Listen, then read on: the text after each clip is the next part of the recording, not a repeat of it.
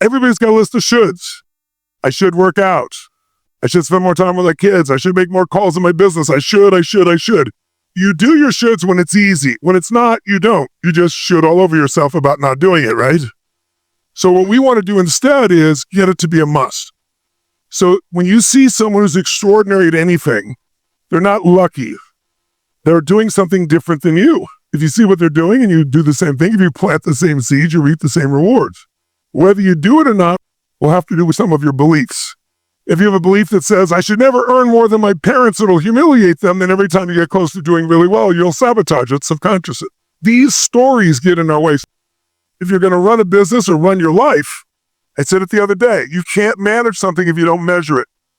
And the more you measure it, the better it gets, because where focus goes, energy flows. So the one thing we've got to start to measure is where we are around our standards. And I want to give you 4 ways to look at it, 4 standards to measure. Really simple. Think of it this way. These are the standards. There's the first standard for somebody, which is poor. Poor standards are way down here. Somebody has poor standards. They're willing to do a lousy job. Now, when you have poor standards and you do a poor job, what kind of rewards would you expect? Poor rewards.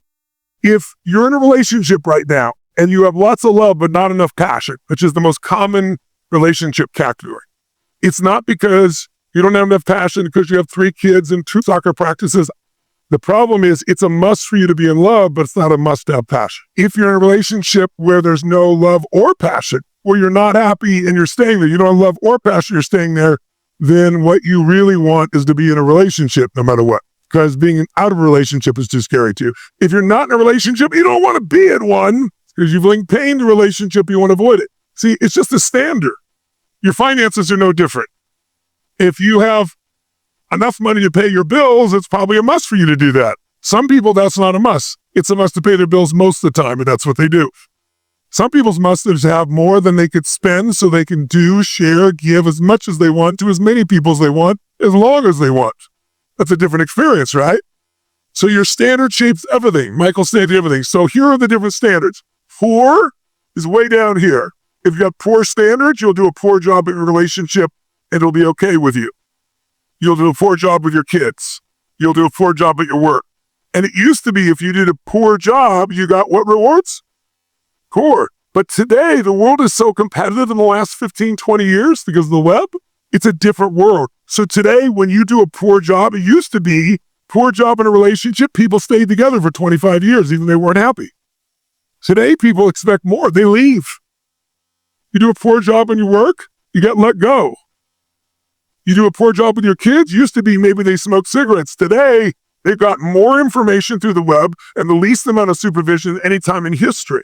If this is poor down here, it's a giant jump to the next standard, which is good. Most people in Western cultures have been taught to be good. Be a good friend, be a good bloke, be a good mother, be a good father, be good. And see, the thing is, good seems so wonderful because if you did a good job, you got what kind of rewards? Good. That's how it always was. Not anymore. Today, the world's so competitive. You do a really good job, you get poor rewards. If you do a good job at work, you're probably going to get canned, especially as the economy gets tight. And good people don't understand this. I'm good. How can they fire me? Because you're good. But that's not enough anymore. And they don't like that. If you do a good job in your relationship, your partner will take in energy somewhere else as a minimum. Or they may cheat on you or they may leave you. Because people expect a lot more than good now. I remember I get stopped on the street every day and people tell me the most beautiful stories or they ask me questions. And the most common question I'll get multiple times in a month, at least once or twice, I know when they're going to say it almost because I can tell by the state someone's in. They'll say, hey, you're Tony Ryan. And I'll eventually say, can I ask you a question? I'll say, yeah. And they'll say something like this. I'm really a good man.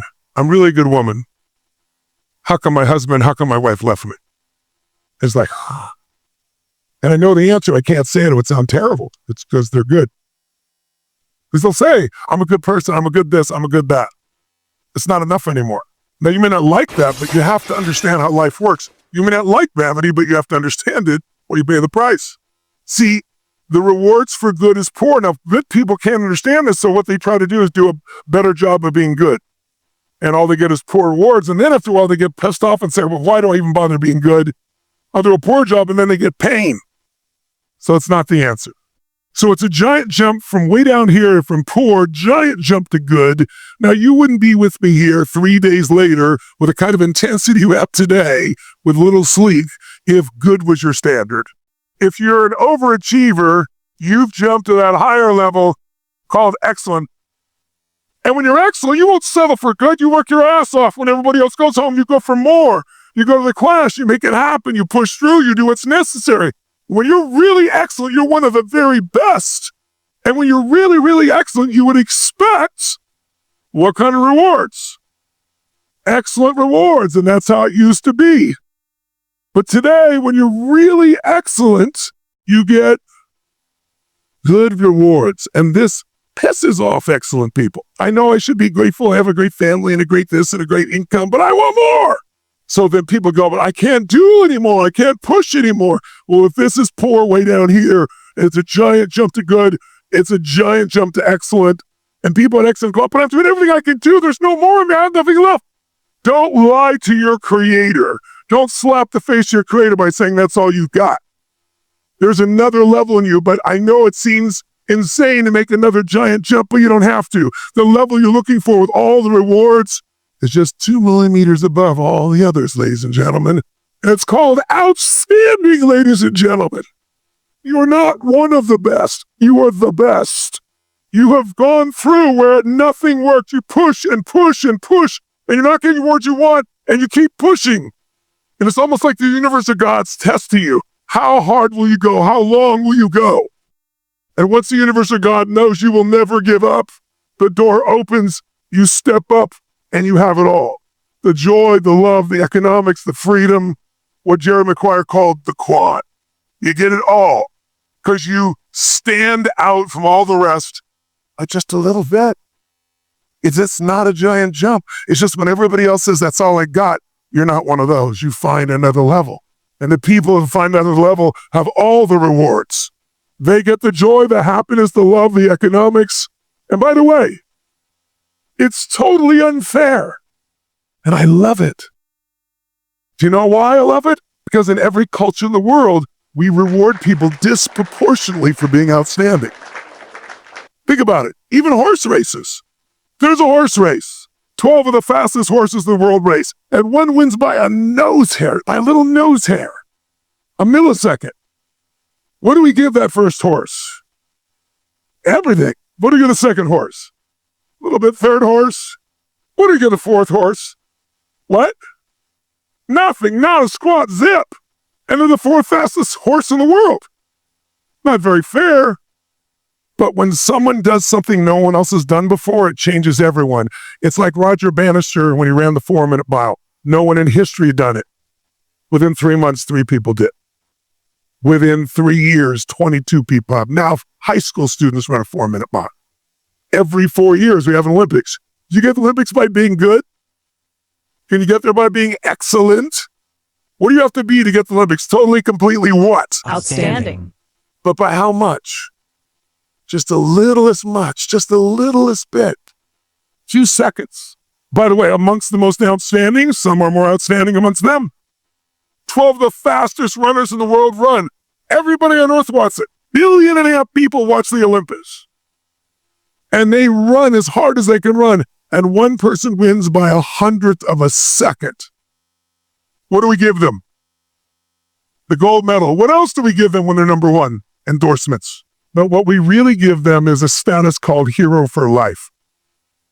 That's pretty wild. And they're 1/100th of a second faster than someone whose name you'll never know. What do you give the second person? Silver. What do you give the third?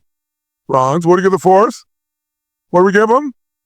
Nothing, not a squat, zip, zilch, and they're the fourth fastest human on earth. No one's even going to remember they're there. No one else will remember. That's so unfair. But it's amazing because every 4 years, as a result of that, human beings jump higher, they run further, they break. Is there new records every 4 years? How's that possible? Because that standard gets set higher and higher, and then somebody else believes it. Someone else experienced it. Now, some of you go, well, I'm screwed then because I'm not fast. Well, here's the good news. Life is not a sport. It's not a win-lose. Could every person in this room be an outstanding friend, yes or no? Could you have an outstanding family? Could you have an outstanding economic world, yes or no? Could you be an outstanding lover? How do you know? Because you know inherently outstanding is not just skill. When there's something inside you that will not give up, when there's something inside you that values something more than yourself, and you want to serve it, superhuman energy comes into your nervous system. So decide now not to settle. No matter what the hour, no matter how tired, we jump higher, we use our voice more. When we're exhausted and think there's nothing left, we go, bullshit, there's more in me. You push through and you find your second wind. You do that enough times, it's like lifting that weight that's so hard. And you think, oh, I can't do one more. But what's more important is your example for yourself. So from this moment on, make that choice. Nothing I'm going to do tonight's going to be good or excellent. I'm going to give that extra ounce. When there's nothing left, there's still more. And the muscles will expand, not just the physical muscles, the more important muscles, the emotional and spiritual muscles. Courage unused does not expand. It shrinks. Passion unexpressed does not expand. It shrinks. Love unshared does not grow. It shrinks. You don't use it, you use more of it, you get more of it. Because it's already in you. All we're doing is awakening it and unleashing your true self.